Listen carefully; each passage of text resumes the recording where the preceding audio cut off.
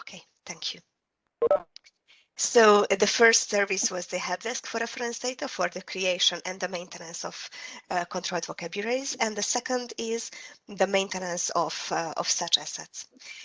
This maintenance is done with the help of some tools, such as VocBench, for example, and also ShowVoc, which are the main topics of this presentation. So we provide the, access to the tools, we provide technical support for the use of the tools, and we host the vocabularies, we create the projects, we do all the necessary technical background support for the maintenance and for the editing of such vocabularies in VocBench. Additionally, we also provide some training in the field of semantic technologies and in the use of the tools, and also advisory and additional support when needed. So once the vocabulary is created from the help desk service, then it's maintained in VocBench or in ShowVoc, as we are going to explain later exactly how. Then we also have the third layer of the services, which is the dissemination. So if someone would like to also publish the vocabularies that they created and they maintained with the use of the first two services, we can also provide support and also platforms for doing that. So we disseminate them in Cellar, which is the semantic repository of the Publications Office, on EU Vocabularies, which is our website maintained by our team, and it offers a human readable access to the assets. And we also have other additional platforms where we publish them, such as data.europa.eu, such as JoinUp, the EC Data Catalog, and a lot of other Bartok, for example, so a lot of other portals where we can also promote the vocabularies. And in the background of this, we also provide the persistent URIs, because, of course, one of the first basics of semantic web is to assign persistent identifiers to the assets and to the concepts that we are publishing. So OP can also provide support in this, and also the maintenance of the metadata description in accordance with the standards such as DCAT, DCAT AP, and so on. So these are mainly the three services that we provide for the maintenance and for the creation of reference data assets. More in details, Denis, yeah, I will give you the floor. More in details and shortly, I would say, just to make it a bit more visual, we have three services. So the help desk for the maintenance and all the questions you might have, then the dissemination and the access to technologies and applications for the maintenance. So it means that for the maintenance, we provide access to two applications currently, VocBench for the project creation and its maintenance, and ShowVoc for the dissemination and the visualization. Then the help desk to answer your questions, whatever they are, linked to reference data, the maintenance, the technologies, the standards, and so on. And then we support you in disseminating your reference data as well. And when I say you, basically the services address the European Commission, basically all the DGs, but as well all EU institutions and EU agencies, which doesn't mean that we don't reply to mails we receive, and we are quite a lot in touch with member states, for example, national public services, administrations, academia, and so on. So yeah, we know the focus, but we communicate anyway if there's a need for that. And in the middle of it, in the background, if you're not aware, we use VocBench and ShowVoc as said. Very short. So Nico, for some use cases now. Thank you. Yes. So we have a lot of collaborations, as Denis already mentioned, with different institutions. First of all, within the European Commission. Here I listed a few DGs that we have collaboration with for all of the services. And we will hear already two use cases today from DG Eurostat and from DG Employment, who are going to explain more in details what do they do with such tools. And we also provide, as you see, training, dissemination service, maintenance service. So we cover all of the services with the DGs. And the number is growing, so these are really only a few examples. Then if we broaden a little bit the scope for the EU institutions, agencies, and bodies, then we also have collaborations with the European Parliament, Court of Justice, EIB, ECB, and a lot of interinstitutional groups that I would like to highlight because they cover a lot of institutions, such as the EIT Management Group, or the GIL EuroVoc Maintenance Committee, or the IMMC committee as well, because we all have some assets that we are sharing with them in VocBench and in ShowVoc. They have access to it, and we collaborate on a really active way, because they have access and they can also comment, they can provide their feedback directly in the tool, and they can also co-edit the assets with us. And then we also have some use cases with member states. For example, with the publication of the e-procurement code lists, also member states have access to the tools, and they can also benefit from the publication of these assets.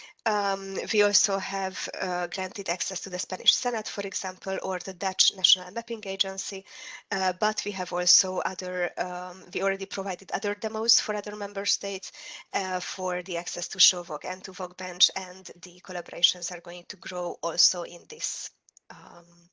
The University of Valencia, for example, is the latest example for this. So it's just a few examples, and then now I think we can go to the to the next chapter, and we go for DG Eurostat. Christine Laboudy is our guest today, and she's going to explain you how do they manage the statistical classifications with the use of VocBench and with ShowVoc. So I will stop sharing and give the floor to Christine.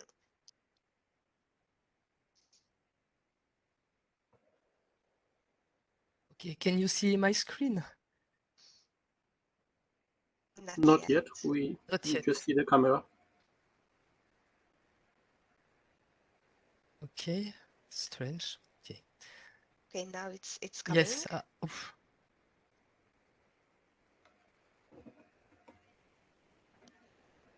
Yes. Doesn't appear still. Okay, so now it is. Now it is. Okay, good. Okay, good morning.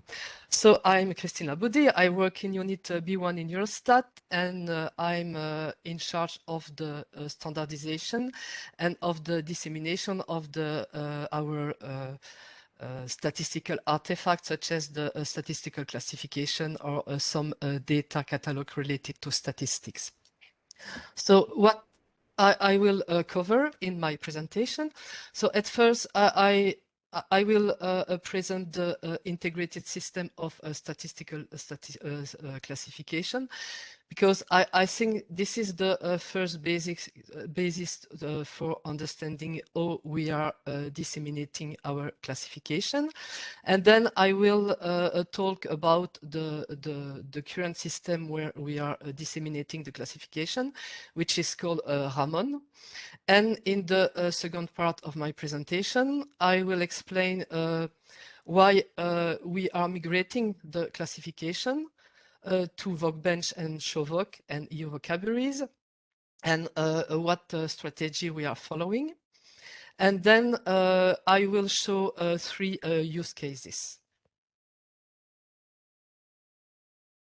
So the integrated system of statistical classification is split into a different level.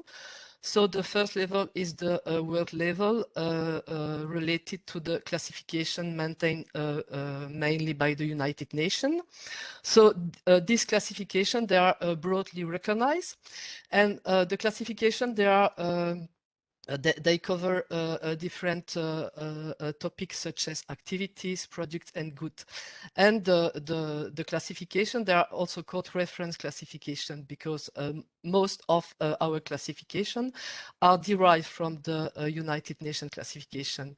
That means we develop, for instance, the NACE, the classification of the statistical classification of economic activities in the EU, but we reuse the structure of the ISIC, of the master classification. So in some cases, we adopt the structure of the reference classification.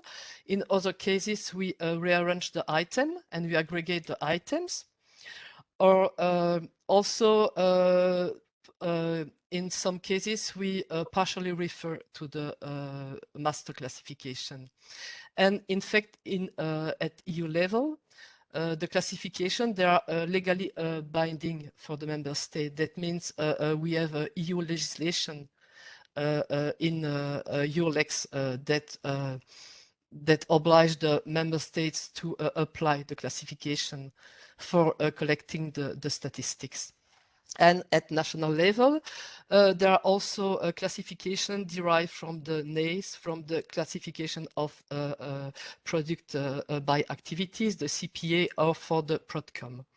And what is really important in for statistic classification is that we have established correspondence table between the master classification and the derived, but also between the classification, our classification, for example, between the NACE and the CPA, we have a correspondence table, and in fact, we can assess the product by economic activities. So this concept of correspondence table is a very important part of the dissemination of the classifications.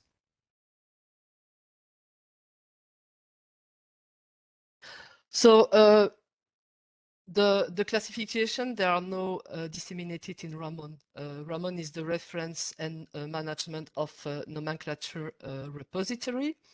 So in Ramon, we disseminate the classification produced by Eurostat, but also the classification managed by the maintained or created by the third parties, such as the United Nations. So in that case, we upload the classification in Ramon with a disclaimer to the official version of the classification, or we link, we provide a link to the website of the classification. And the classification uploaded in Ramon, they are structured, but they are not following a recognized standards. So that's also one issue. And the content of Ramon is partially findable. You can search inside the classification by the code item, but not you cannot search by a term. And the description of the classification is available in HTML, but there is no link. For example, in the description, you have a link to the legal basis, to EURLEX, or a link to the predecessor classification, but there is no hyperlink or no way to access the resources. And for many of our classification, we also offer additional files. So you may have a zip file that contains a different file related to the classification in open format, such as CSV, but also in a proprietary format, such as Microsoft Access.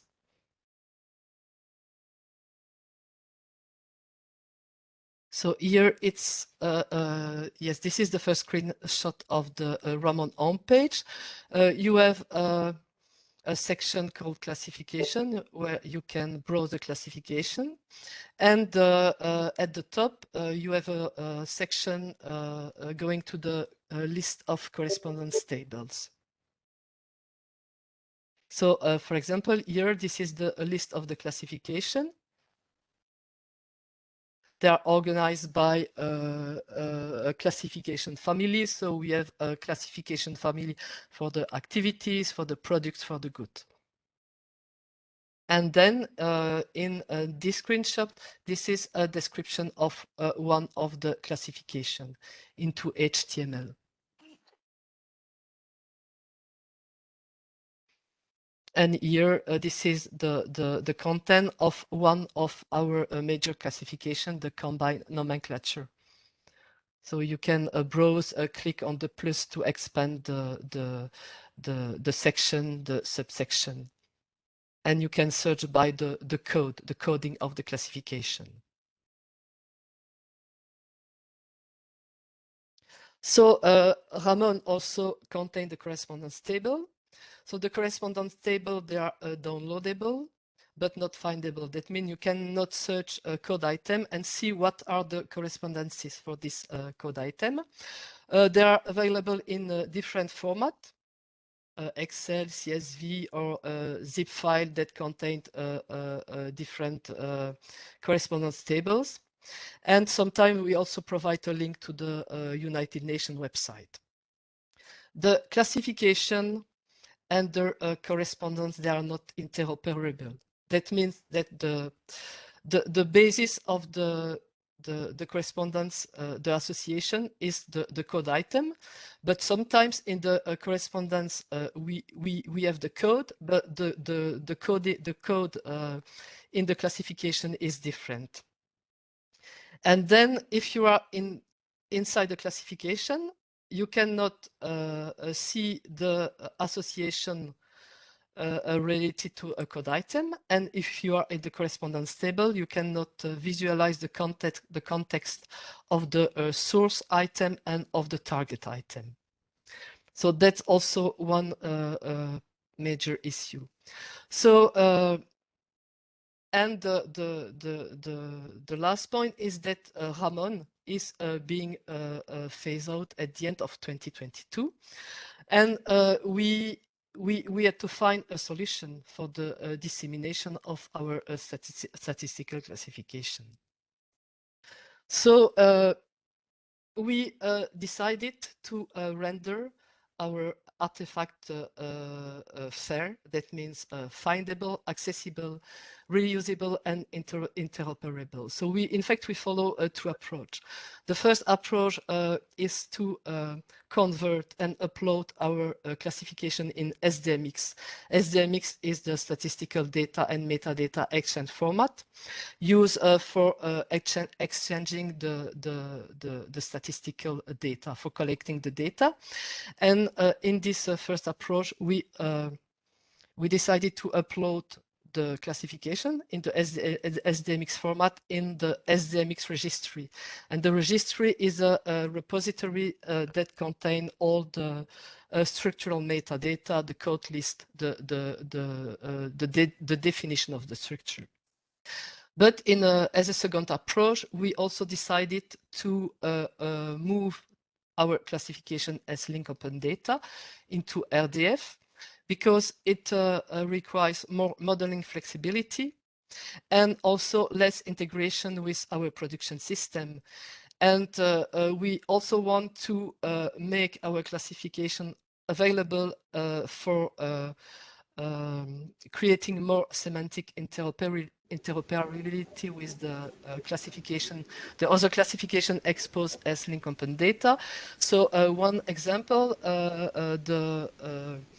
the Bureau of Statistics of the Netherlands is also exposing statistical classification as link open data. So we could link the EU statistical classification with the derived classification at the national level.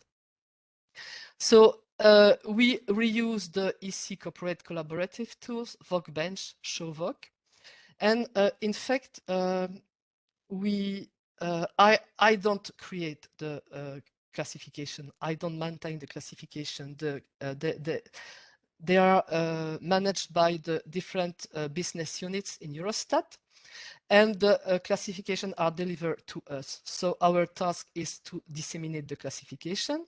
So what we do, we upload them in VocBench, and we expose the content of VocBench in ShowVoc. And the last step is the dissemination in EU vocabularies and in Cellar.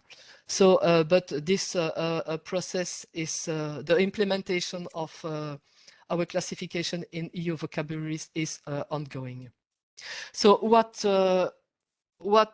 do we want to expose? We want to expose all the classification managed and maintained by Eurostat and the correspondence table, but not the master classification from the United Nations, as example.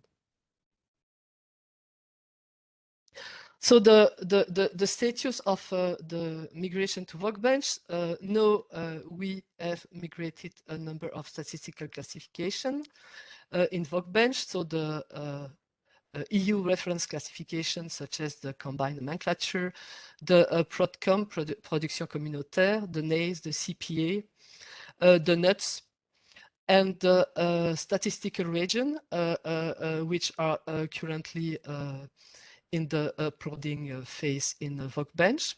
But we have also different objects, different data catalog. We have one catalog that contains the EU legislation related to statistics. We have a catalog of statistical methodologies, a catalog of statistical standards approved by the member of the European statistical system. And we have also a list of statistical organizations. So for the dissemination of the different artifacts in VocBench, we use SCOS, which is by default the data model of control vocabularies, but we also extended SCOS with a data model called XCOS, and which is extension of SCOS for representing the statistical classification. Because so in classical control vocabulary, you have the label and the node, the scope node, the definition. But in for representing statistical classification, we need more detailed representation, such as different type of node, inclusion node, exclusion node, the case law. So this data model enabled to model all the details of a statistical classification. So we transformed the classification in RDF. We did it ourselves, and we use different tools in VocBench. So we use the tool that enabled to convert the structured content in Excel and or CSV into triples, and once you have converted the CSV into triples, you can directly upload the triples in the data project. But it's also possible to reject or accept the action. So there is a workflow validation, and we use also a tool that check the consistency of the data, and they check if there is any conflicts, for example, if there is no cycling association, if we have all the labels in all the languages. And so we extended also our data model with additional ontologies. We use the ELI European legislation identifier ontology for representing the statistical legislation and the legal act. We use Dublin Core for representing the statistical methodologies and the standards. We reuse the core ontology for official statistics for describing the business process related to the methodologies and the standards. And we also apply the ontology for organization for the list of statistical organization. And one added value of VocBench is the possibility of interlinking the project. So this is one use case I'm going to present at the end of the demo. For example, we have developed a list of unit of measure that we reuse into different classification.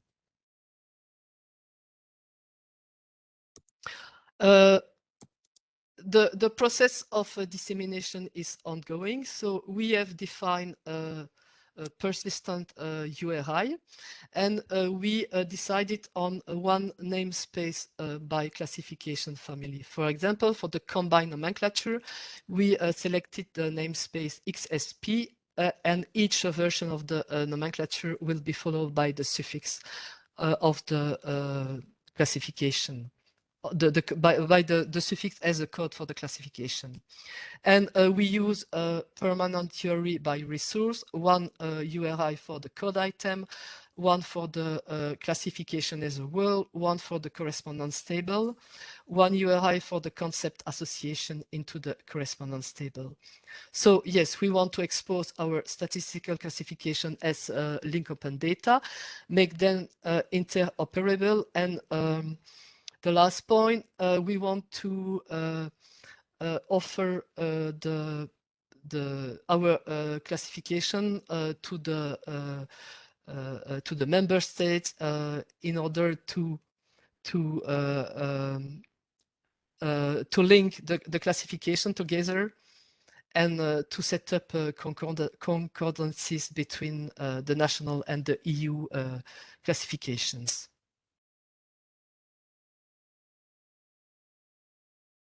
So now the use cases. So the first use case is about the combined nomenclature.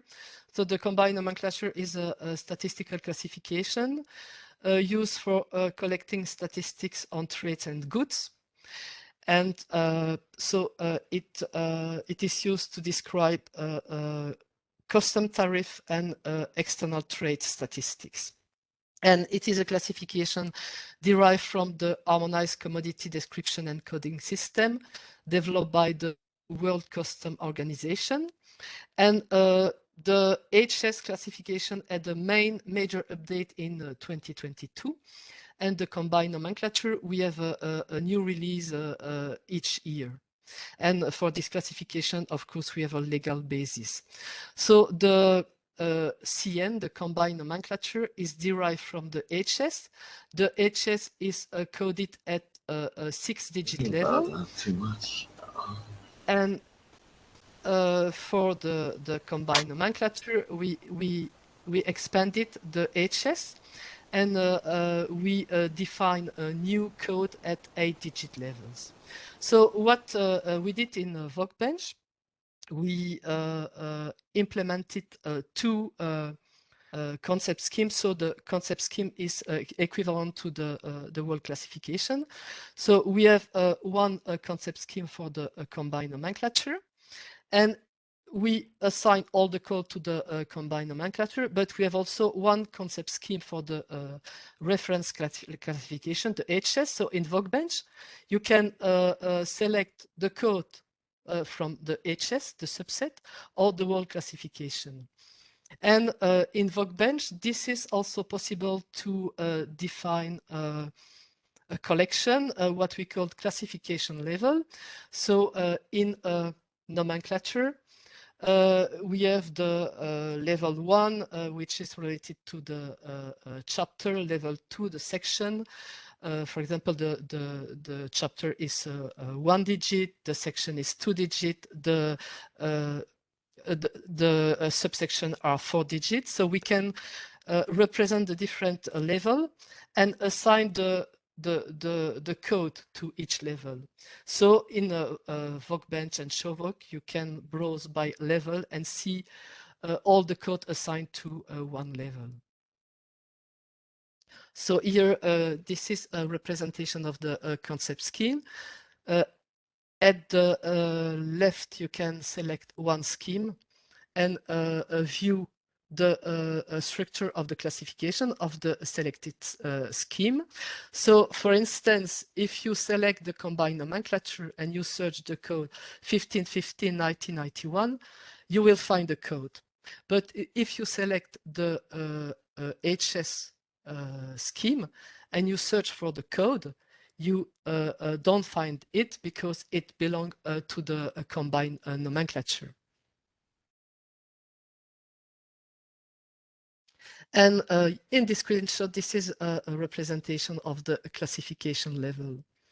And yes, one thing you can see is that we use the SCOS collection, but also the extension of SCOS, XCOS classification level. And this classification level is a dedicated representation for a statistical classification. So if you select the level 3, the headings, you will display all the all the code at this level. So it aggregates the code by levels. The second use case is the code list unit of measure. In the combined nomenclature, the classification item, they are all represented by a unit. For instance, the code spirits is coded by the unit liter pure. And in Ramon, this information is textual. So for each code, we have to repeat the text of the unit. But in VocBench, we have created this unit of measure code list. And for each code item which has a unit, so we reference the unit from the unit of measure code list. So we maintain one code list, and in fact, this code list is referenced in two of our classification, the combined nomenclature and the ProdCom classification. But we also reuse the information we have stored in VocBench. We extract the code list in a CSV format via a Sparkle query. And in VocBench, you can create Sparkle queries, save the queries, and reload the queries later. And what we did, we reuse we extract the CSV and we inject it in the SDMX registry.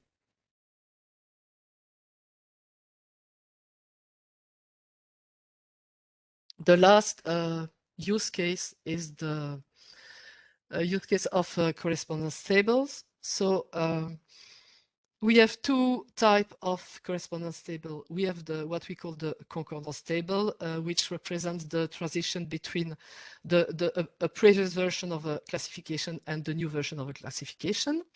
And we have a conversion table between the master classification, the reference classification and the derived classification. So for instance, the NACE Isaac, we created a correspondence table from NACE to a remote classification because Isaac is available as link open data.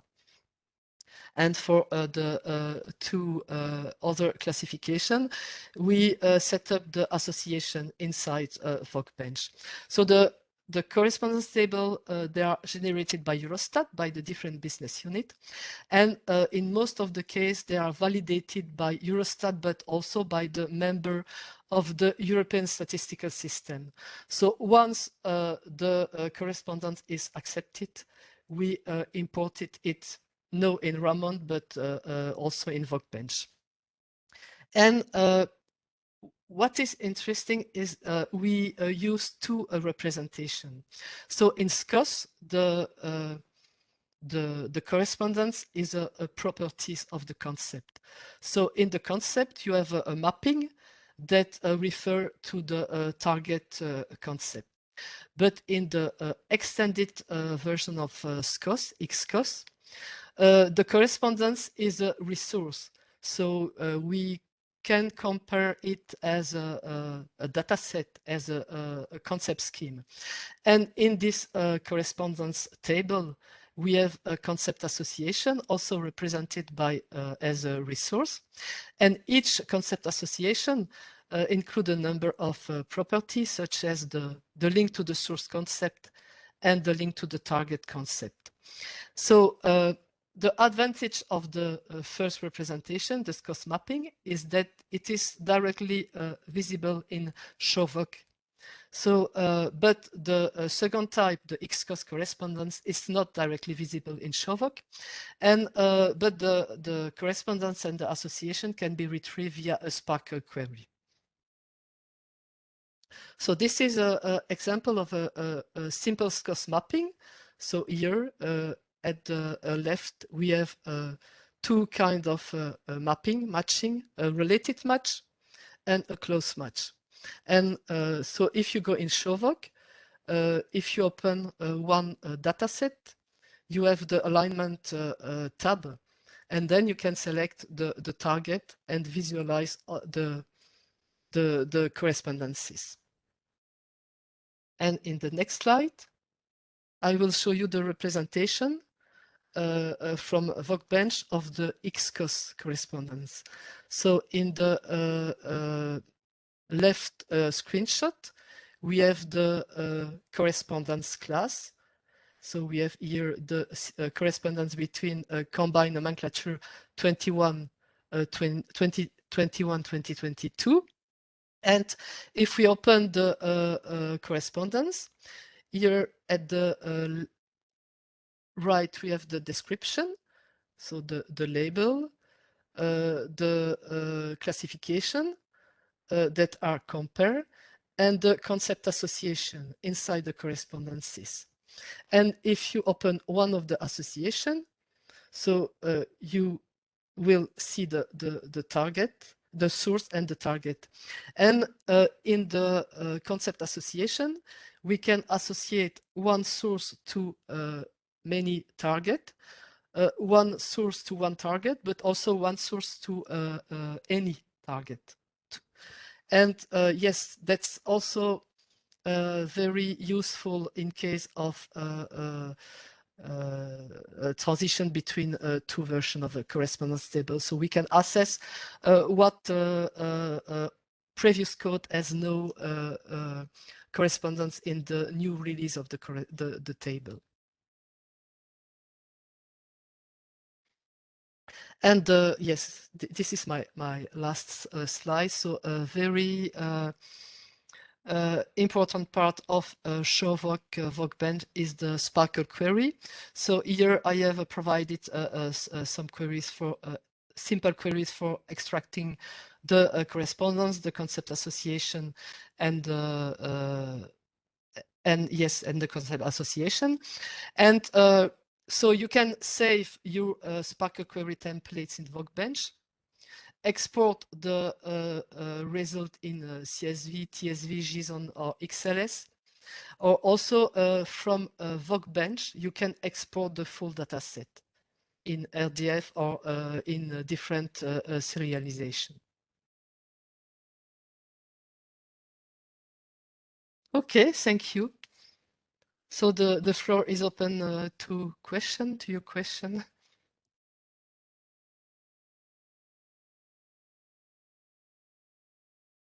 So if anyone has any questions, you can just start speaking. You can also put them in the chat.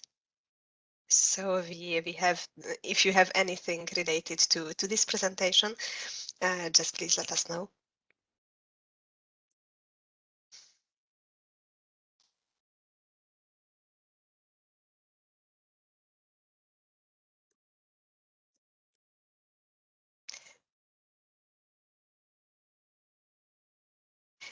If there are no questions for now, also at the end of the whole session, you will have some time dedicated to the Q&A. So if you remember anything by then, you can also reserve your questions. But now we still have a couple of minutes for them. Okay, there is one question in the chat, Christine, from Xeni. Are the correspondence tables created in VocBench or in ShowVoc? They are not created on VocBench or in ShowVoc. They are created outside by Eurostat. So yes, by the business unit. So we use different programs for generating the correspondences. And then once they are validated by Eurostat and by the member state, we upload them in VocBench. So we use VocBench as VocBench ShowVoc as a dissemination tool, but not yet for maintaining the correspondence table. But that's something we have in mind, especially for the validation by the member states, because in VocBench there is a kind of a contribution process.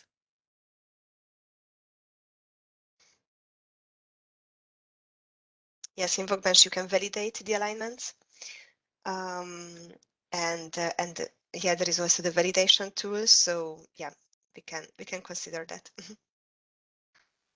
Okay, there is another question from this. How do users use the code lists? Are they APIs with JSON or XML, or do they have to use linked data? In fact, our user, they use the code list from the SDMX registry. So the code list, they are reuse. So in the collection of statistics, so the member state, they have to deliver the statistic and they have to use some code for representing the dimension, the attributes. So in the registry, we define those code lists, and those code lists, they are a subset of, for example, of statistical classification, depending on the statistical domain. Okay. If possible, I will add here, I'll complement Christine's response, saying that Eurostat, for the moment, it's in the beginning of the process to really use the solutions in full mode. But VocBench and ShowVoc are really built on top of a very strong API. Its name is Semantic Turkey. Is the framework behind this name, Semantic Turkey, and it offers a good range of API calls to really allow for the reuse of the data inside the stores.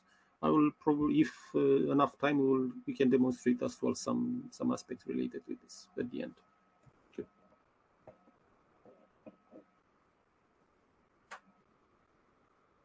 Thanks. Okay. Then one other question from Lionel. How did you define the nomenclature at the beginning of the project? In VocBench, or you mean we defined the nomenclature in VocBench for the dissemination? Yes, the response is yes. Okay. So yes, in a first step, we represent our the classification according to the SDMX representation, and but what we did, we map each SDMX properties to the SCOS XCOS properties. So yes, for example, the world classification is a concept scheme, and the code item inside the classification, there are a concept, and yes, they are linked by the hierarchy at the different level, and we categorize the code according to the level of the classification, the SCOS level, the XCOS classification levels. Yes, that's how we proceed. And we also assign a type for each nodes in the classification, and we assign them the right type. For example, the explanatory node, the inclusion nodes. So that's how we are proceeding. It should be added also that Eurostat uses, let's say, the whole potential of SCOS model. So it's both concept schemes and collections are used. Relations between concepts are defined all over the place. So it's a pretty good example. If you have the time to explore the nomenclatures, you'll be able to see how they are constructed in their specific case. But that really depends on each particular project. How do you employ the model in your needs? How do you adapt it to your needs? We can look into ShowVoc at the end, or in VocBench in one of the demonstrations later on. You'll be able to see how the whole thing is constructed. Mm-hmm. Yeah, so for the example, we will see it later. Yeah. Okay, are there any more questions? If not, I propose that we move forward with the next use case. So thank you very much, Christine, again. Thank you. For the presentation. So our next use case is going to be Honza Förster, who is working for DG Employment of the European Commission. So Honza, I think you can start. You can start sharing your screen. And let's see the next use case, which is going to be about educational resources. So the maintenance of Europass assets and how do they use VocBench for that, and the dissemination platform of EU vocabularies. So yeah, you can share the screen. Thank you. Thank you very much for the introduction. Just to check that you can hear me and that the screen is visible. Yes, yes, we hear Okay. you. Perfect. We can see the screen. Perfect. Thank you. So I will be presenting the Europass case of usage of the VocBench tool and the subsequent publication in the EU vocabularies. To start with, I will give a bit of a background about Europass itself. So this is the new Europass that was launched 2 years ago is expanding on the previous version and providing the learners and citizens looking for lifelong learning and career with different tools that they can use to help them on this path. This composes of different services of the e-portfolio where they can manage their learning and their CV and apply for different opportunities. It consists of provision of information, so how the Europass provides information about how the different member states manage their education system, their labor markets, so that if a citizen wants to move trans member state, they can get the support for that, and that's probably a core of what we'll be talking about. It also provides interoperability mechanisms for exchanging of information, about job vacancies supported through US, of CVs, of courses, learning opportunities and qualifications, and on top of these also support for digital credentialing based on standards such as EDAS and other modeling standard approaches. So this is mostly where we will be touching on.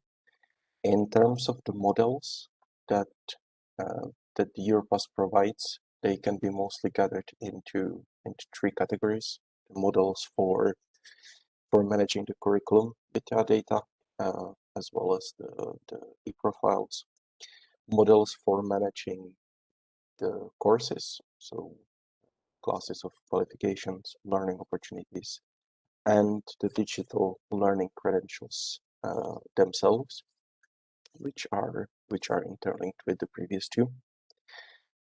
This modeling is, of course, based on existing open standards. Here I'm providing a few examples: the HR Open W3C recommendation of verifiable credentials, the ELMO standard, and the DC terms, for example, as a few references.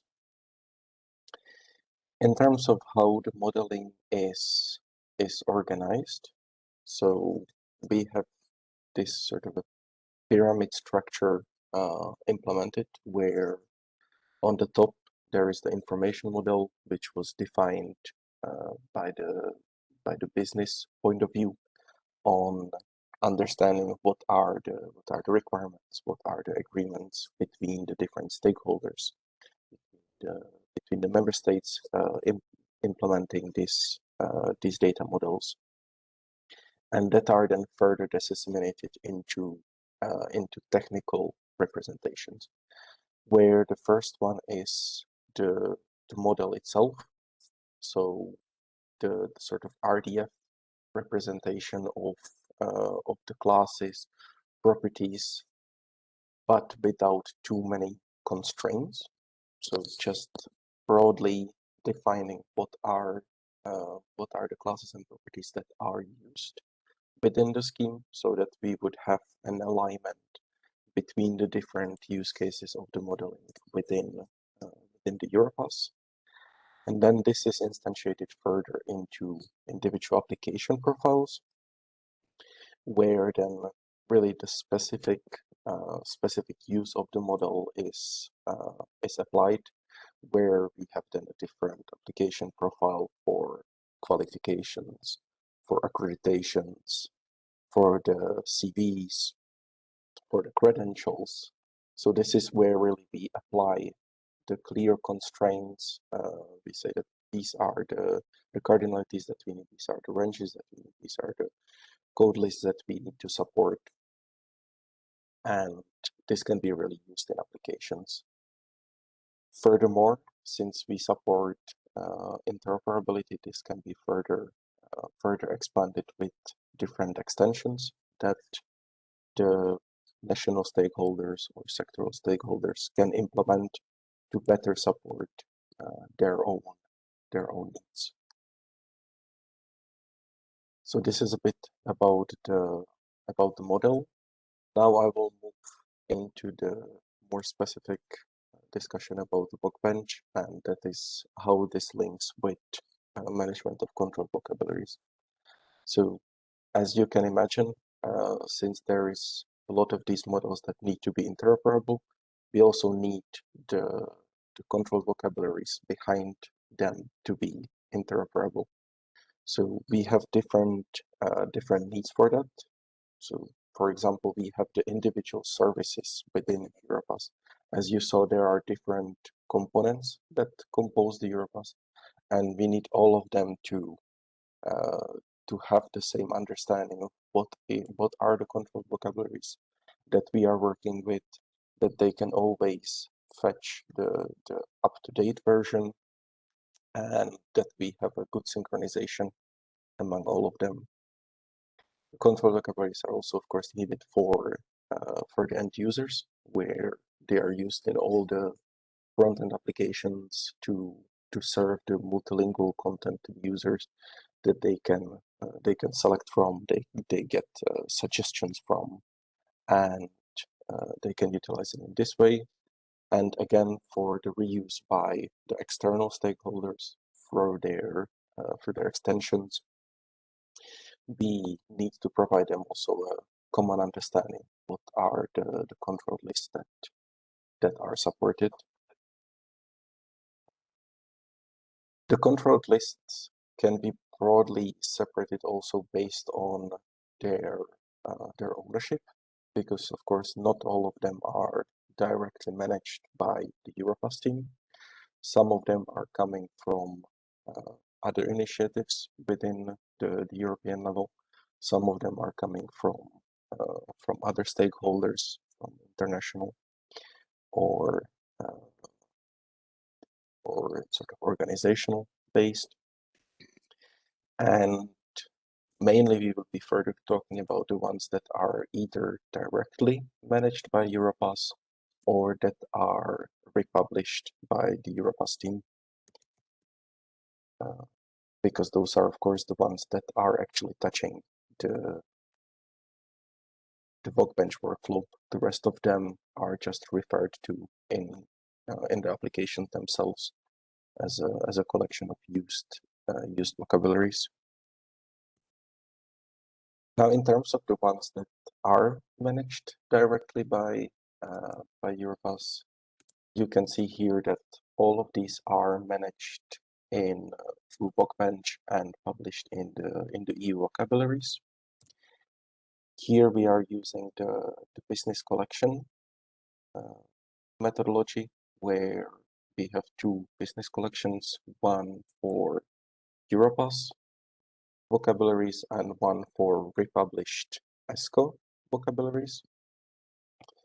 So maybe to specify a bit more about the ESCO ones, because the ESCO is a bit particular case where the ESCO classification itself is published outside of the EU vocabularies, but some of the secondary vocabularies that are specific to or that are sort of traversal and useful for Europass as well, were deemed useful to be republished in the EU vocabularies as well, for the purposes of easier maintenance, easier adding of translations, which were required by the Europass team.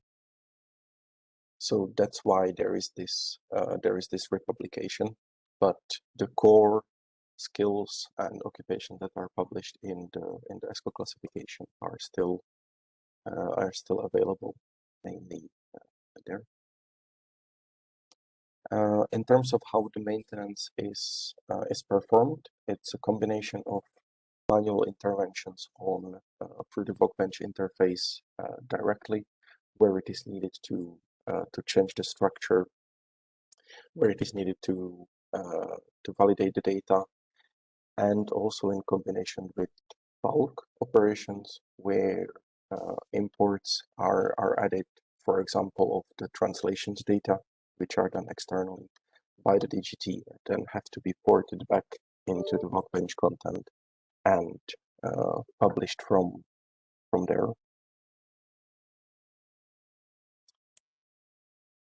Why did the Europass team decide to collaborate with the VocBench is I think quite clear, because it provides really complete workflow of what is needed for the publication.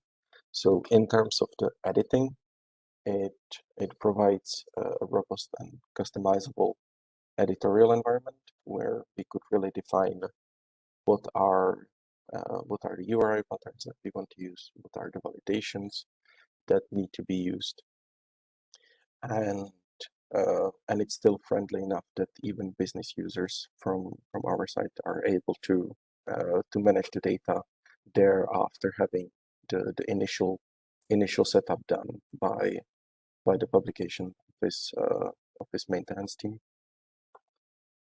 So this sort of provides us a standardization within which the team can perform all the action.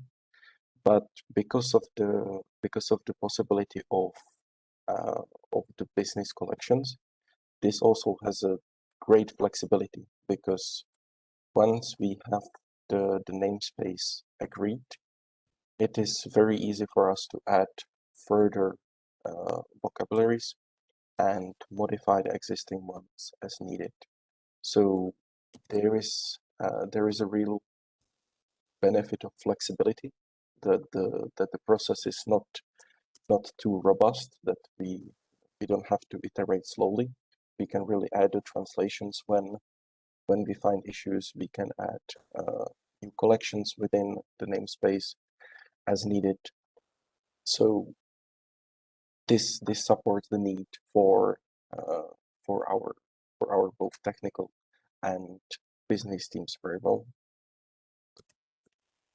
In terms of the publication, the EU vocabularies and the seller applications provide also a clearly beneficial pipeline in terms of what we need to sort of to manage the vocabularies as master data. So we have the standards such as the referenceability of the URIs. So once agreed on the namespace, any of the URIs that we are using are the reference back to their source.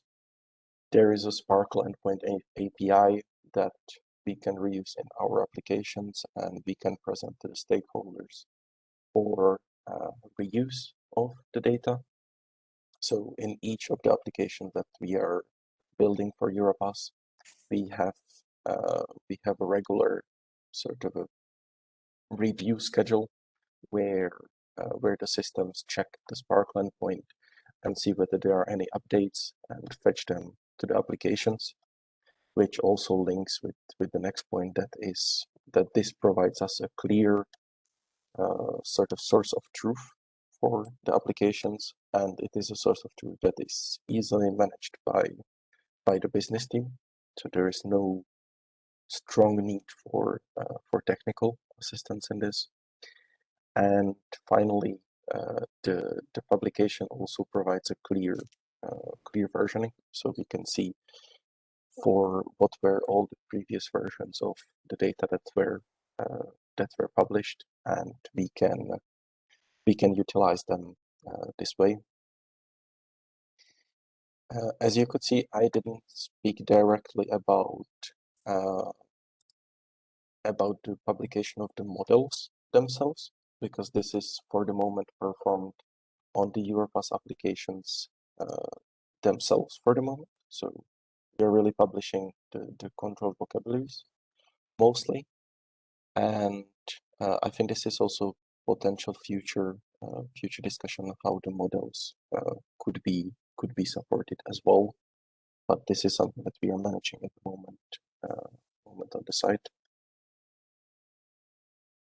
So this was an overview from my side of what the Europass supports in terms of the modeling, how we are using the VocBench, and why we believe that this is a really beneficial collaboration. And with that, thank you very much. I would pass the floor back to Aniko or for questions. Yeah, thank you very much, Hansa. So if from the audience anyone has questions concerning this presentation, please go on. You can put it in the chat or speak directly.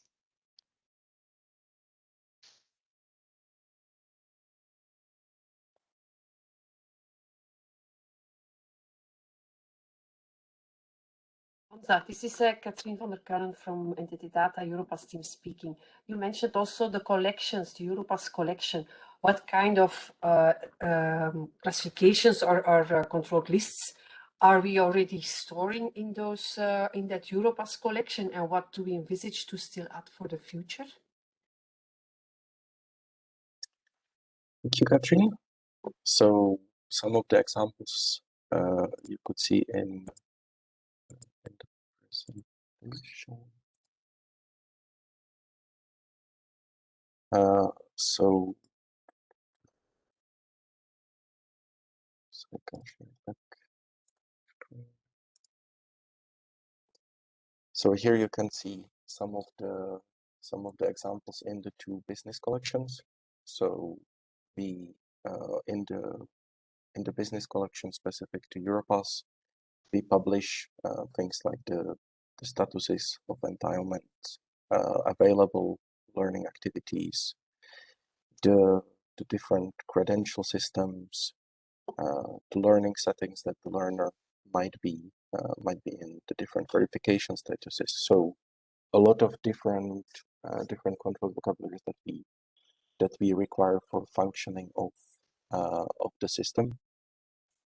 In the ESCO one, as I mentioned, these are sort of the secondary ESCO collections where we have topics such as the republication of the Europass qualification framework, so the levels that are available there, a list of national qualification frameworks, republication of the ISCET fields of education classification. So different lists that were not yet published as clear link data at the moment. It must be added probably that how they are published is not really related with VocBench. It's more about how they are published by OP on the EU vocabulary website. This is where you can actually find. It's not something that we intended to discuss for this, but actually the question is very useful for us to speak also about the portal, the EU vocabulary website, where you can access all the data set produced by EBSCO and many other users of our services. All of them are practically listed as based on the type, whether they are authority tables or taxonomies or data models, but also there is a possibility to organize them based on business collections. And this is what Hansa was speaking about. the fact that EBSCO has its own business collection about data sets that are related with the educational area and so on. So you can practically group the data sets for your own community. So if I can complete, I'm so sorry. I just wanted to say that we are working already on refurbishment of these concrete pages, because we are going to put them together in one collection. So it's ongoing, and we will soon have them all together in one list. But this is the possibility of these business collections, that we can provide the editorial pages if you want to point out to your vocabularies to be shown in special groupings and with special explanations.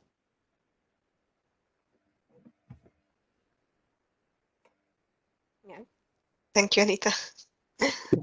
Another question from the chat. Could you please speak a little about the version management? Does it go through VocBench?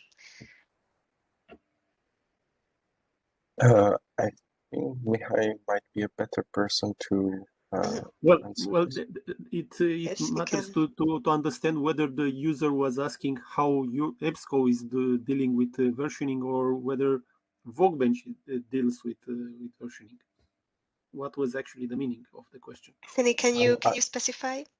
I think that we are not really discussing ESCO directly, because the ESCO classification itself is managed externally and the versioning is external. So my understanding would be that it's related to the ones that are republished in Europass. Yes, actually, so or best practice in versioning, but there might be a lot of other solutions, is that after the export from VocBench, so the ESCO team always informs us if there is an update of the vocabularies, and then we launch a new publication. So the versioning happens externally. We export the data from VocBench, and then we add the versions to the so-called METS packages that are going to be published in Cellar and on EU vocabularies. So it happens during the publication process. However, there is also a versioning possibility in VocBench that is currently not used in this use case. Okay, so it's about the workflow after VocBench. Yes, exactly. So it happens indeed after VocBench during the publication process, where we add the version numbers or the version dates to the publications. Actually depends on the dataset itself, whether we use some version numbers such as version 1, 2, 3, and so on, or we use dates for the versions, the dates of the publication, but it's just up to the user. How do they prefer?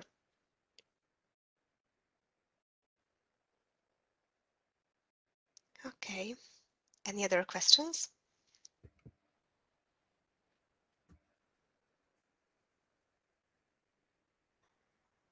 If no, then you can still add your questions at the end of the session. And thank you very much once again for the presentation and for explaining the use case.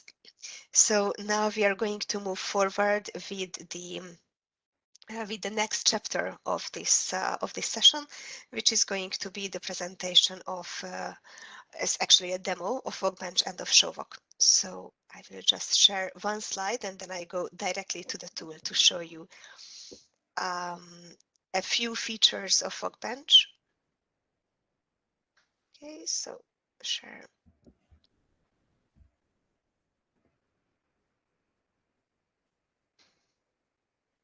Okay, so now we go to the demo sessions, first of ShowVoc and of VocBench. I see there was another question in the chat. Sorry, from Katrin. Katrin, can you please repeat your question, because currently I don't see. I was wondering where we could find on the EU vocabularies platform the Eurostat statistical classifications that are already available. But maybe it can wait till after your presentation. Okay, or maybe Mihai or Anita, they can put the link in the chat. Thank you. Okay, it's under taxonomies currently. Yeah, good. So thank you. So first we are going to speak about VocBench. This is just one slide and then I will go directly to the tool itself. So VocBench is a tool for maintaining and for editing controlled vocabularies. So it's not a repository, it's not a dissemination platform. We have to really distinguish here ShowVoc and VocBench and the purpose of the two tools. So VocBench is the tool for vocabulary editors who would like to create or maintain their vocabularies in a shared tool, because it's a collaborative platform, so more users can access the same vocabularies at one time and also co-edit and validate each other's work. VocBench is an open source tool. It's developed by the University of Rome Tor Vergata with the collaboration of the Publications Office, so who is leading the development, and also of the InfEurope company. So it's open source. It means that anyone can access it and download and install on their premises. So you can also have it installed on your computers or laptops. But the Publications Office offers a corporate access to VocBench to all the other interested EU institutions or DGs of the European Commission or public administrations to member states. And we, as I already explained in the beginning of the services, we also provide some support and training and user management and project creation and all the other technical configurations concerning the projects. So I will show you also this access. VocBench is based on the use of semantic technologies. So it natively uses RTF-based datasets, so RTF technologies, RTF lexicalizations such as SCOS, OWL, ONTOLEX, or even EDOL. So there are different projects that we can create depending on the purpose. It has a built-in SPARQL editor. It's not an endpoint, so you cannot connect externally to the SPARQL endpoint, because for this retrieval, we have also the SPARQL from ShowVoc or from the seller after the publication. But you can already edit the datasets using the SPARQL tool. And it also has a shackle validator. It's designed for the management of multilingual vocabularies, so you can add multiple languages, multiple labels, multiple definitions in all of the languages that you would like. It's really quite easy to use for the maintenance of controlled vocabularies. But again, just to emphasize that this is for the editors, so not for the greater public, for the visualization of data, because for that we will have ShowVoc. So I will go now to the tool itself. Okay, here. Good. And sorry, it's not this. Okay.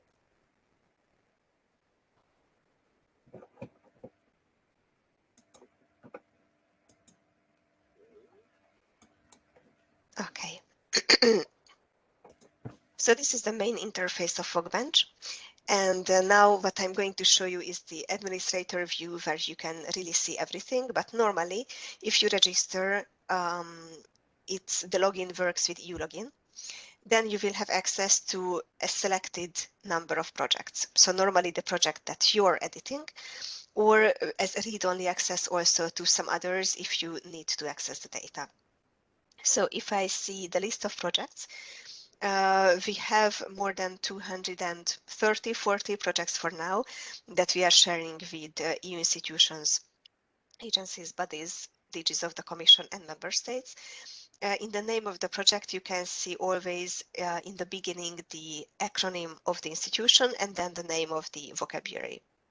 And then you can also see the model and the lexicalization. As I said, everything is RTF based. So for the ontologies, we use OL and the OL model, and for the other controlled vocabularies such as authority lists, thesauri, taxonomies, SCOS and or SCOS Excel. We have some collaborative tools, as I mentioned, and these are namely the history and the validation. You can see them here if they are enabled for the given project. In the history, you can track the history of each project from the creation until the present moment with a timestamp. So you can really track what was done, which operations were performed in the project. So it's very useful to see the timeline of the creation of the vocabulary. And the validation means that if one user makes any change in the vocabulary, another user can and also should validate this. It applies the 4I principle, and it's very useful for the quality of the data, because then it prevents the mistakes and helps to improve also the co-editing. So if I see one project, I will just open one, sorry, one simple list. Here you can also see the statistical classifications that Christine was talking about, and also some ESCO and Europass datasets that Honza mentioned. So you can see the examples here. And I will show you a few resources that we are editing in the publications office. So for example, we have authority lists, which are list of values concerning a specific topic. We have, for example, the list of countries or corporate bodies or currencies or languages, which are more generic, but we also have very specific authority tables. We call them tables because of the format, but actually they are authority lists that cover only one specific topic. So if you open one, you can see the list of concepts in different languages. You can also specify which languages you would like to see in the display. And if you click on one concept, then you will see all the associated metadata. First of all, the URI, which is on the top of the concept. So the base URI, which covers the whole vocabulary, and then the specific identifier of the concept. That can be human readable or only a set of alphanumerical characters, which is automatically assigned to the project or to the concept. And then below you can see all the other properties of the concept. So, for example, the scheme that it belongs to, the if it's a top concept or if it has a hierarchy of broader and narrower relationships, and then the lexicalizations, as I said, in all of the languages that you would like to specify. And here you can already see the translations in the given languages. Normally we publish our assets in all of the official EU languages, but in sometimes it's not needed and it's only mono or bilingual, or in other requests we also have other additional non-EU languages also.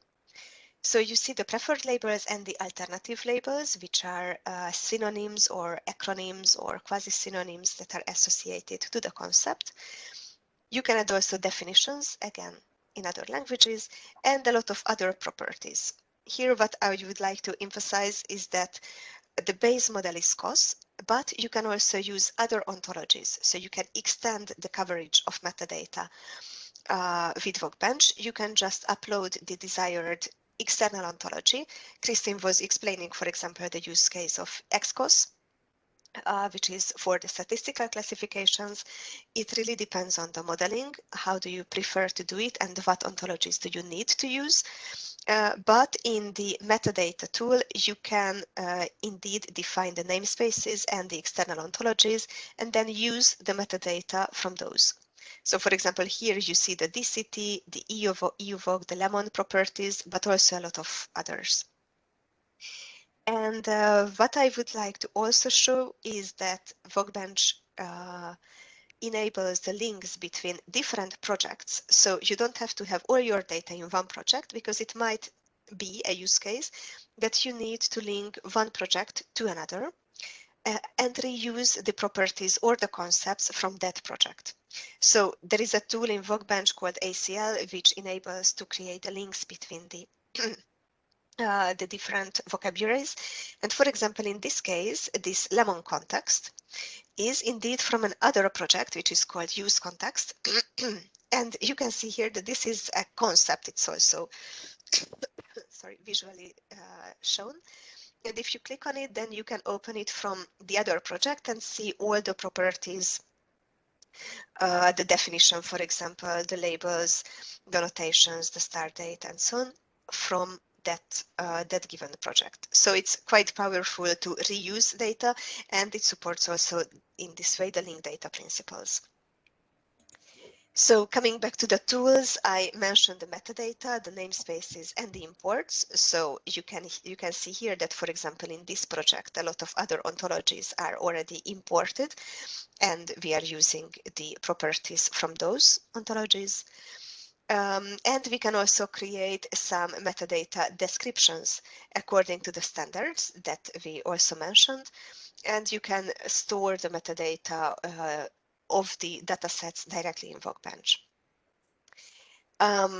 We also spoke about the Sparkle editor that is available here. So you can add your query and you can see the results, or you can also save the results in different formats. In the history, you see here all which is tracked from the creation of the project. So you can see the queries that were added, for example, but you can see the manual modifications as well. And if you click on the ID, you can see the details about what was added and when, and by which user as well, and in which time. So it's really tracking everything. And the same field is shown in the validation. Currently, there is no pending action, but you would see the same as in the history, but with an additional button that you can approve or reject the operation in VocBench. And concerning the other tools, we have the alignment validation. We also mentioned that with Christine, that you can create with external tools some alignments, so some links between different vocabularies, upload it to VocBench and then validate it in the tool. So here is just the upload of a file, for example.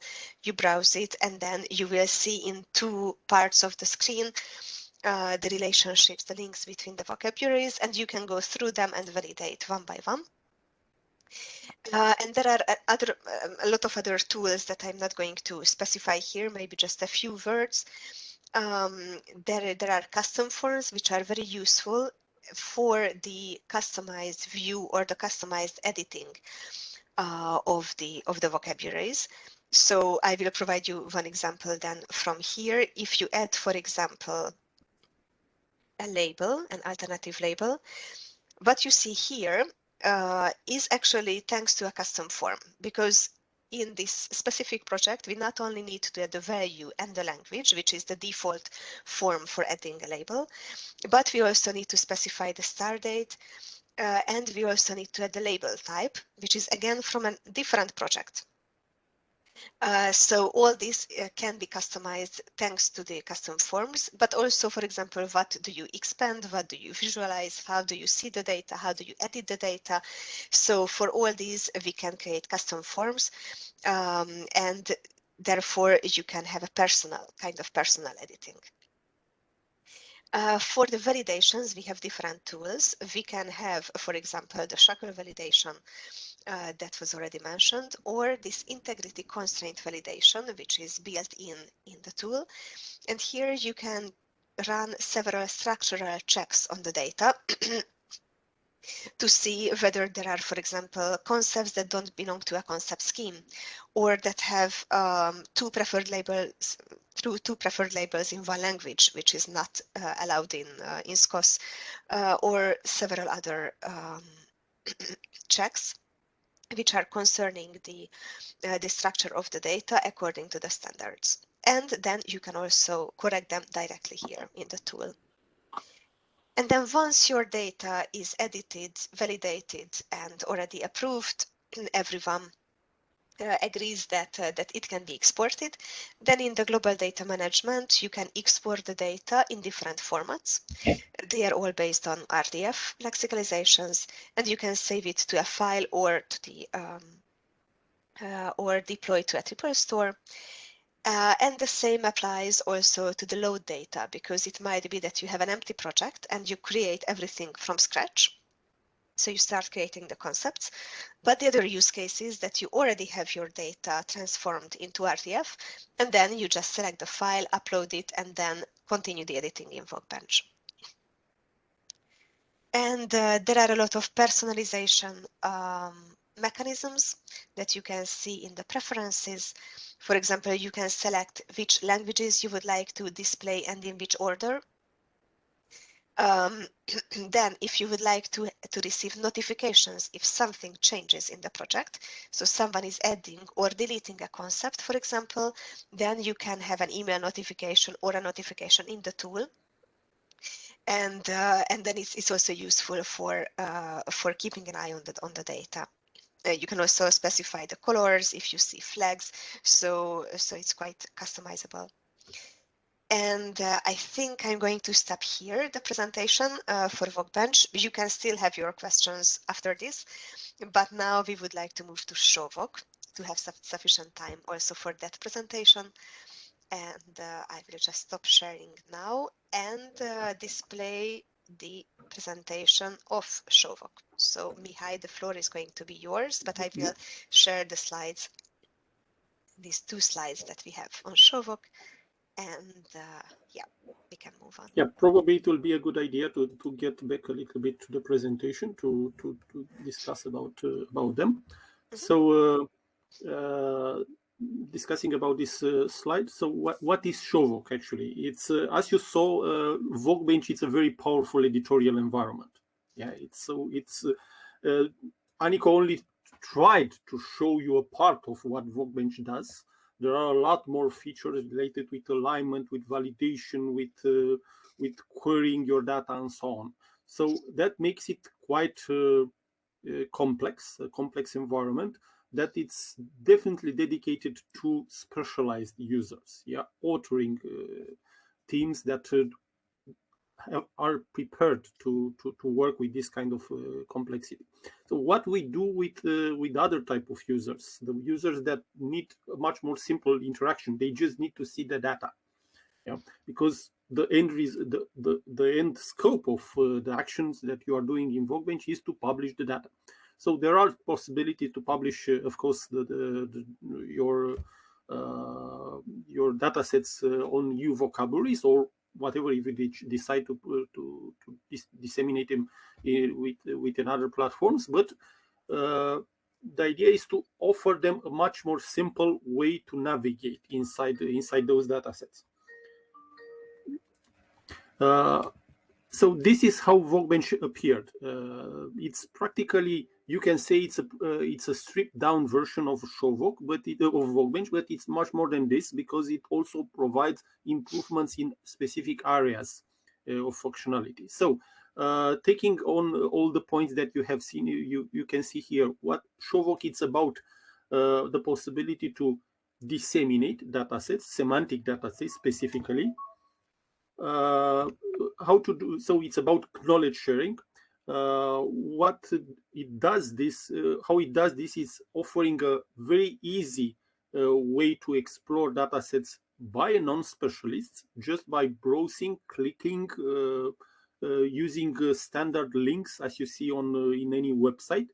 You have a very fast and powerful search system split into, as you will see further on in the demonstration, into the 2 specific functionalities. Everything inside it's linked as long as the links do exist in the dataset, so you can click on links and see what happens. And you also have an API. This is the API is not necessarily the main point of ShowVoc. Actually, ShowVoc only expose one particular aspect of the much powerful framework that sits behind both VocBench and ShowVoc. The particular element exposed, it's a micro translation service that, if we have enough time, I will try to present to you how it works. I will now get into the demonstration, and at the end there is another slide about the specific method to explore to use ShowVoc in your activity. So just a moment to select one screen. Okay. So do you see my screen? It looks like it's trying to do it.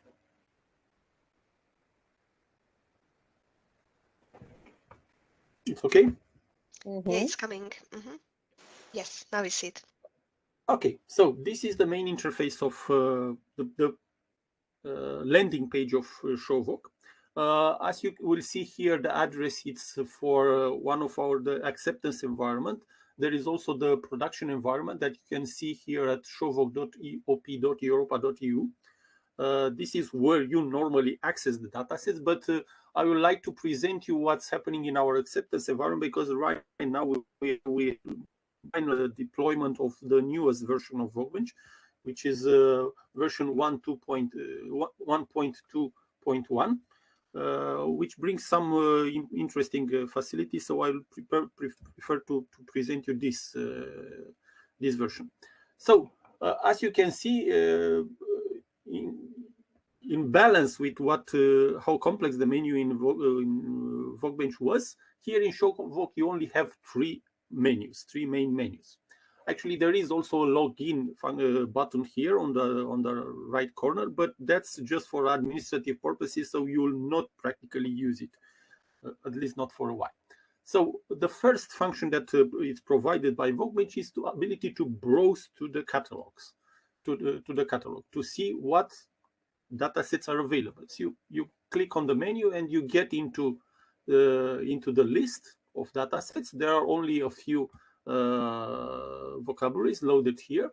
You can select what type of dataset do you want to see. So, for example, I don't want to see generic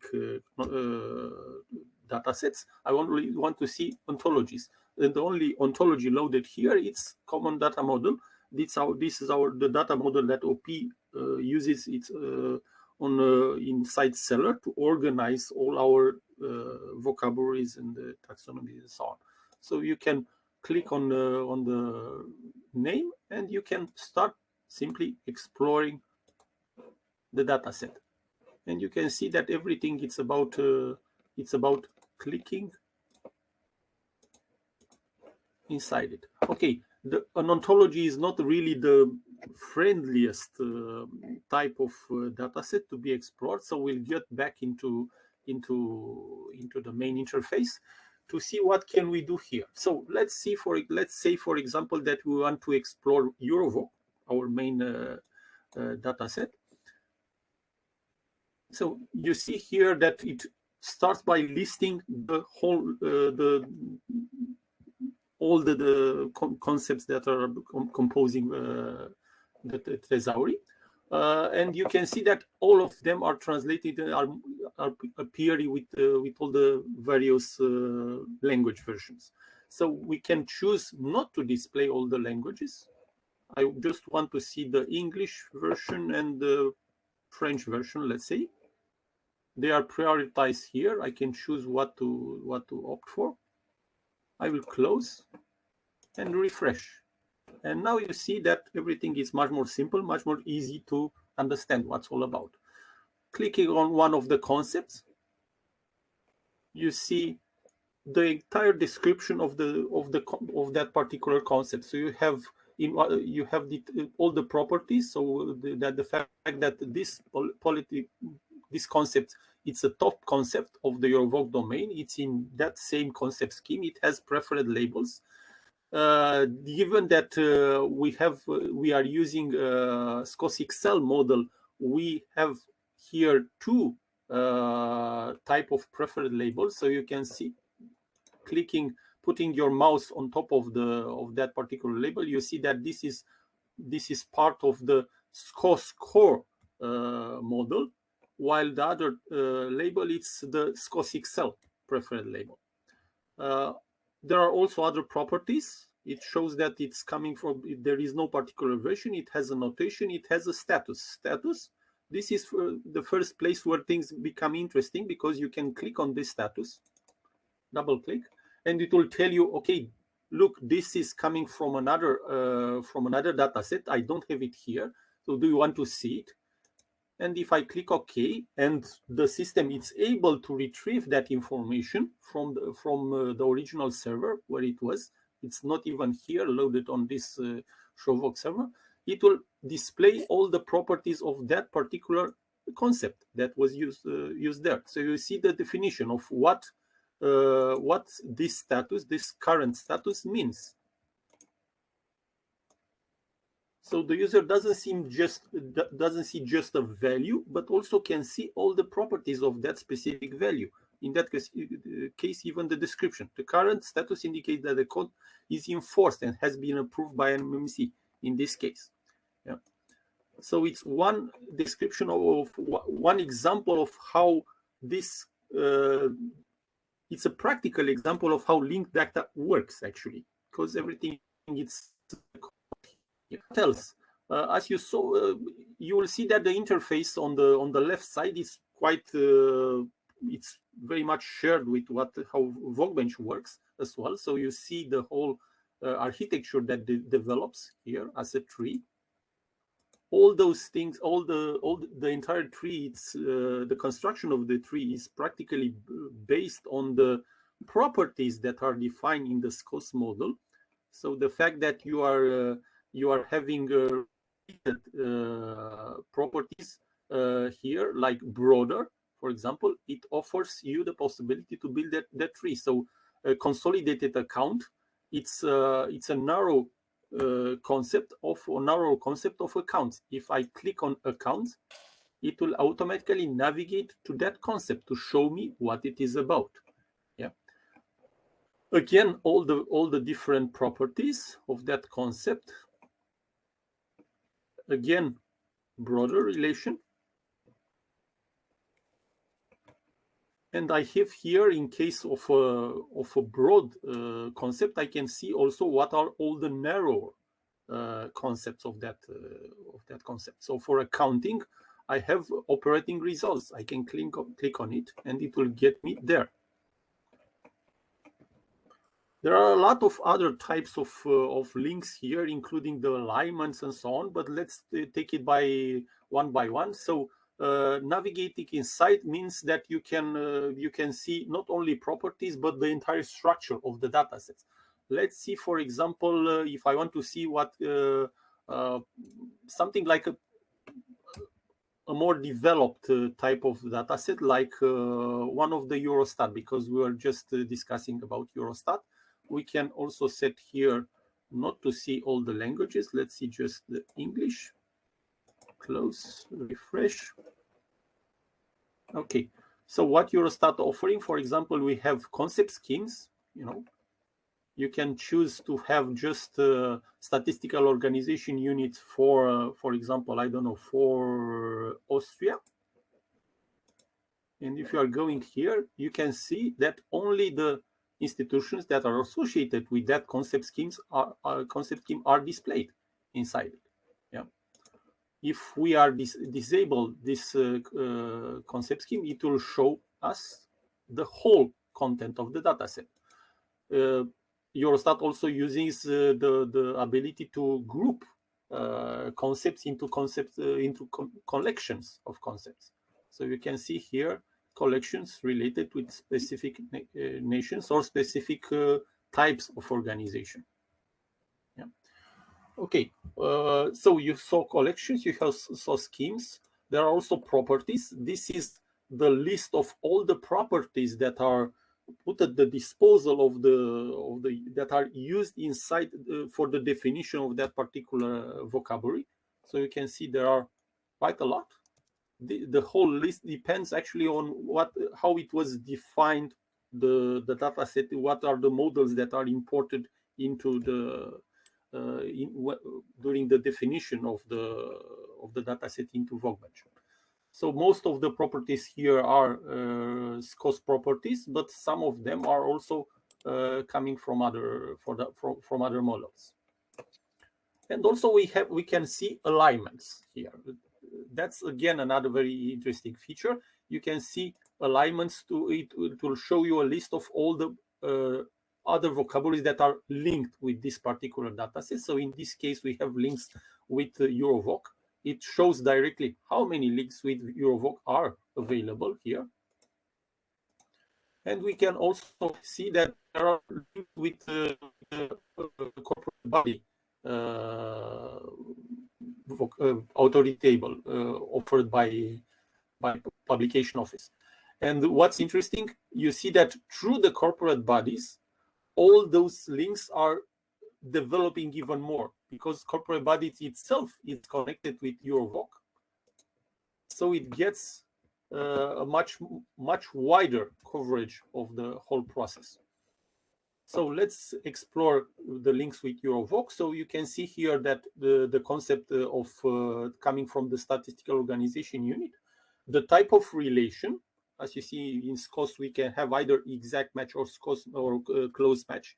It's only here I only see exact matches, and you can also see the concept that it's associated with that original concept. Both of them are also clickable, so you can click on the concept in the statistical organization unit, and you see its definition and all the properties of it. And you also can click on the concept coming from EuroVoc. So you'll be able to explore how publication office describes the same concept into EuroVoc in comparison with how it is described by Eurostat in the statistical organization unit. So really seeing the power of linked data, really giving this kind of power to a very normal person who doesn't understand technology, who just want to click and browse through a website like in on any other portal. What else we can do here? We're exploring the data set. We can use, for example, a search. So I can search for France. Let's see. Okay, it offers me two options. I can explore the concept of inland waterways in France or Banque de France. Speaking that of statistical organization unit, let's go to Bank of France. So we are clicking OK, and it brings me directly to that concept, and I see all its properties. We also can, for advanced users, we can also go into the SparkWell editor, and we can run a query. It's a predefined query for the moment, but it's fully editable. If you want to go here, it's perfectly fine. For the moment, we don't have the possibility, the advanced possibility that you find into VocBench to save and load previous queries, but that might happen in the future version. And what's nice is the fact that once you have queried something, you have a list of results, you can very easily save them in one of the available formats: JSON, CSV, TSV, XLX, and ODS.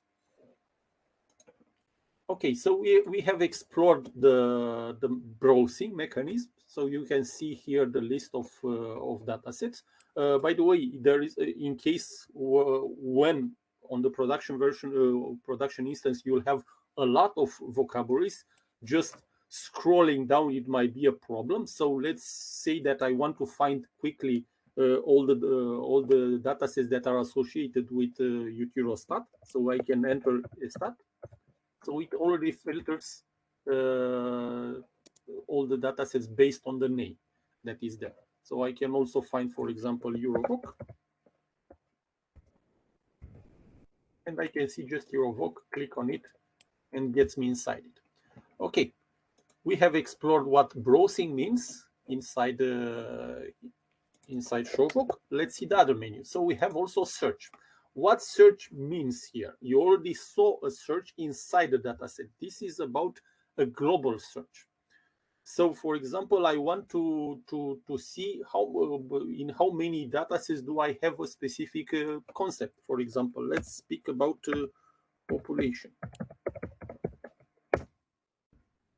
So I can see the same concept appearing in Digital Europa Thesaurus.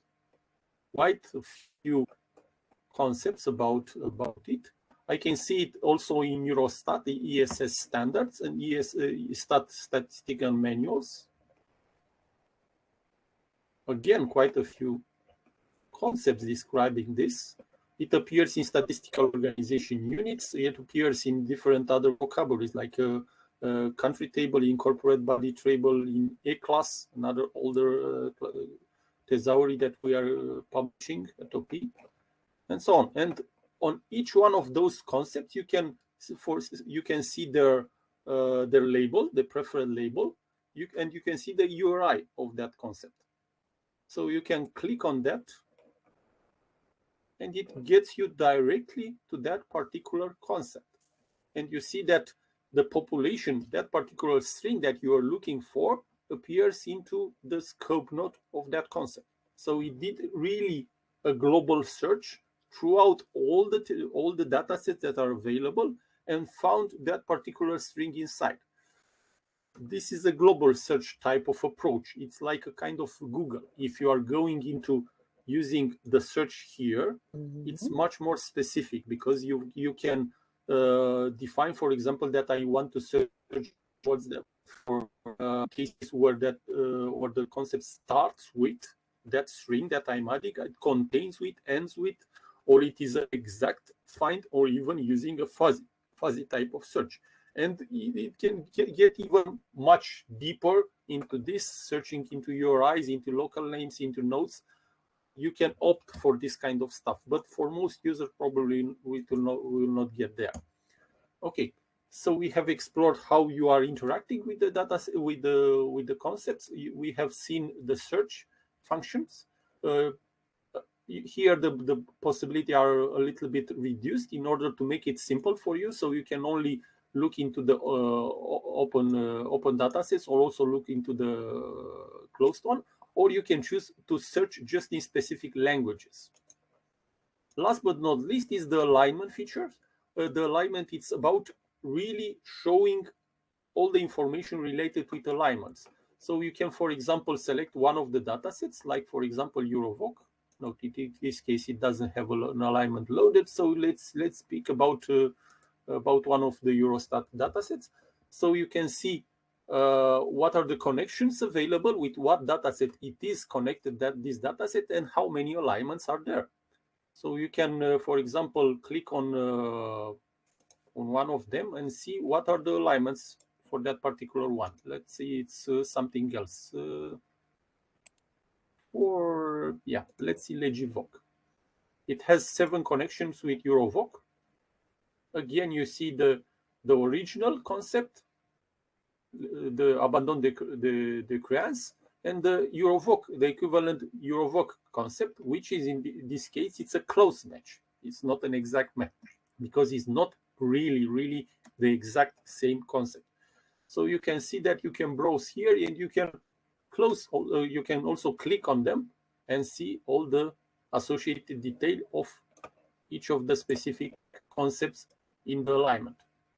So that provides you indeed a very easy way to access all the features that are defining a dataset, both its concept schemes, all the properties, and the alignment between that particular datasets and other datasets. I will close here. There are a lot of, I will be very happy to speak about much more other features that are available here. It's not really about feature, but how can you explore those features. So if Aniko, I will stop sharing, and if you can go into the presentation to really speak about how can you use actually ShowVoc. Sorry, I will just display the slide here. Yeah. So as said, ShowVoc, it's a viewer. That's its own main scope. It's to allow users to explore those datasets. So how do you use a viewer? In theory, as I said, it's a very stripped down version of VocBench. So you have to think, how do you explore this? How do you explore this these stripped down features? So you can either use it for draft review. So, for example, in case of Eurostat, they are using our acceptance environment to load datasets that are still in working mode, just to share them between their own team or with external contributors to see what are the eventual needs to develop further on, what are the eventual problems that are not that are hampering the visualization of that data set. You can also use VocBench, for example, to rapidly publish your datasets. Why so? Because loading something into ShowVoc doesn't require much preparation, like how it happens when you are disseminating on a big platform, like on data.europa.eu or even on EU vocabularies. you don't have that amount of effort to prepare and validate. As long as you have an RDF data set, this is what ShowVoc does, expose RDF datasets. You just hand it over to OP. At this time, we just have we are the only ones who have the right to load something. But in the future version, hopefully since summer, it will also allow to some power users the ability to load themselves their own datasets. So you can load rapidly your dataset to expose it publicly and ensure dissemination of it. You can use the dataset viewer behind the portal. This is something interesting that you can see if you go on vocabularies into explore one of the datasets, for example, EuroVoc, and you'll see there one specific tab named Advanced View. So you click on Advanced View and you'll be able to explore EuroVoc with all the power offered by ShowVoc, with all those browsing and searching features readily available. So it's very easy to integrate in your own website, in your own institutional website, a viewer of your dataset. So as long as you published your dataset on vocabularies, we load it into ShowVoc also, and you will be able to browse it inside your own website. That's a very powerful way to use it. Also, there are possibility to access the resource for translation. This that API feature that I was telling you, it's probably not really very good to try to demonstrate it right now, but it's something that you can practically use the fact that there are a lot of multilingual datasets loaded into ShowVoc. You can just use a very structured URL and ask ShowVoc to give you the translation of a word from a given language to another language. ShowVoc will look inside its repository, find all the available translation. For example, you can search for a word in English and ask ShowVoc to give you the translation in Italian, for example. ShowVoc will look for that concept. It will find one or multiple translations of it, and it will offer you the various options. You can choose it and reuse it in your own website or whatever environment do you need. So it's a very lightweight type of automated translation without involving machine translation, but really using translation, authorized translation that have been certified, loaded into multilingual assets that are disseminated through ShowVoc, assets like EuroVoc, for example. I think that will close my own presentation. Hope I didn't talk too much of your time. If there are any questions, we'll be happy to take. Yeah, thank you very much, Mihai. Thank you. And indeed, we're going to the questions. We have one last slide, so I leave Denis to wrap up. Okay, so it's a very short one. We're short of time. Yeah. So indeed, we presented you the services we provide as OP based on some technologies we developed over time. And each service can be used individually or they can be used together. So you go for the help desk because you have some questions, then you want to maintain, you use VocBench, and finally you want to disseminate or visualize your data and you use ShowVoc.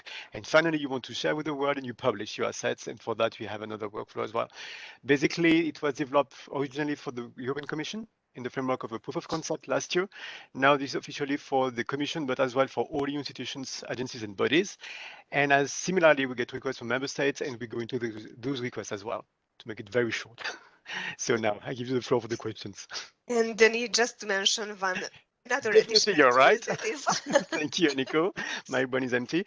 Yeah, we're developing a new application. We don't have any name for that, but the application will be available by the end of summer of next year and in production by the end of 2023. And this is an application to tag automatically content. Hopefully we'll be successful. And it will be used as well to extract terminology from one document or corpora or set of documents, whatever, just to propose candidates for ontologies, thesauri, taxonomies, for example. And this time, that's it. Thank you very much. Okay, so I will then stop sharing and the floor is open for the questions. I will look at the chat quickly. Okay. Okay. For ShowVoc, there is no version for visually impaired.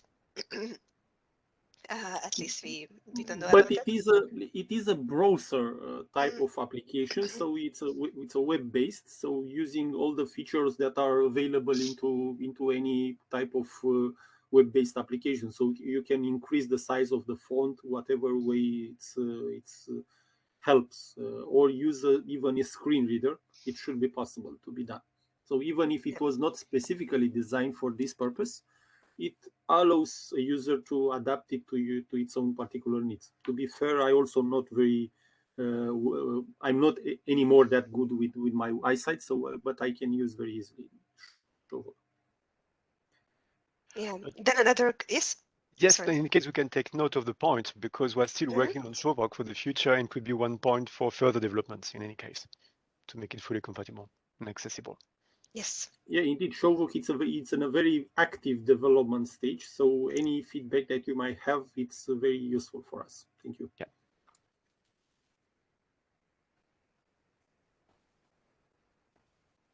Then another question.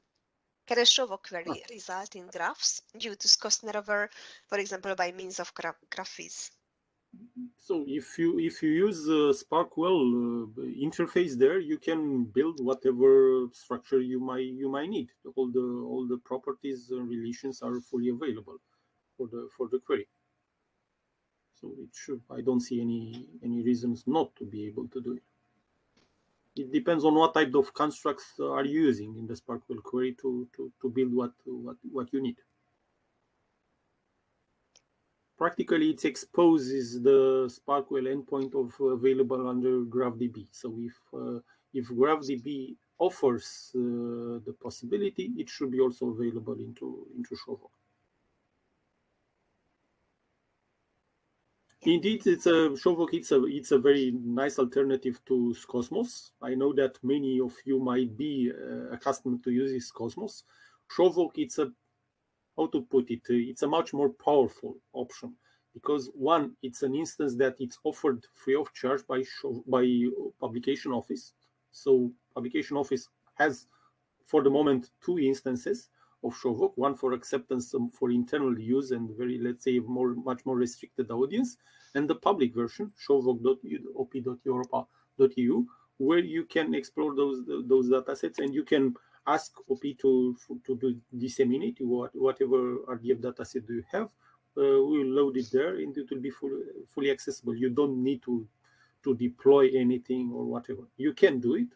We can also share with you the links to how to download ShowVoc so you can deploy it yourself. But probably the most efficient way will be to use OP instance for this.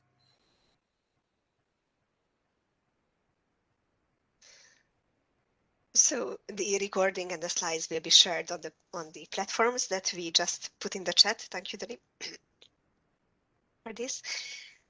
Are there any more questions?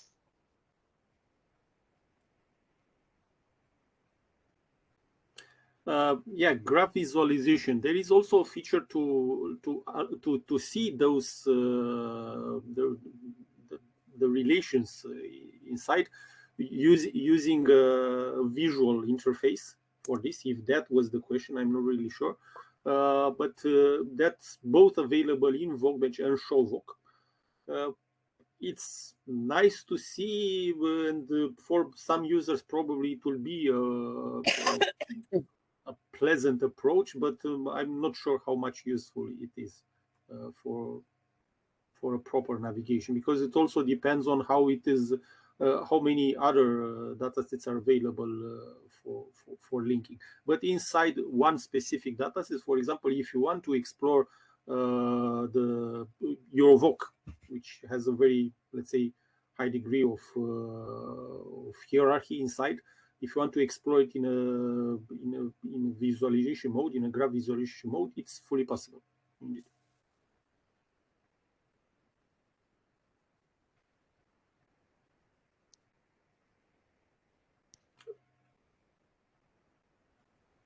If there are no other questions, please return to us with any questions on our help desk, let's say, and we'll be very happy to come back and give you even a personalized presentation of the tools to get more in depth about, because it was not sufficient time to present all the possible usage scenarios and the features that are available. I put to the chat the functional mailbox where you can contact us, and also the link to ShowVoc. Second, okay. Indeed, the link to the... Yeah, the link to ShowVoc itself.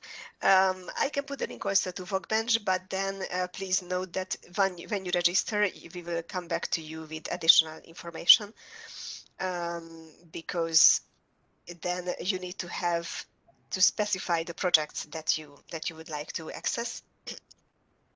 And normally we provide you editing access to the project that you're developing, that you're maintaining. So that is under your responsibility. And for some other selected ones, if you need, we can grant you a read-only access if it's needed. But actually, really, if you would like to just browse the datasets, we recommend using ShowVoc for this. Yeah. Okay, so thank you very much for the participation. We will share then the slides and the recording afterwards. And if you have any further questions, then don't hesitate to contact us. Okay. Thank you and have a nice day.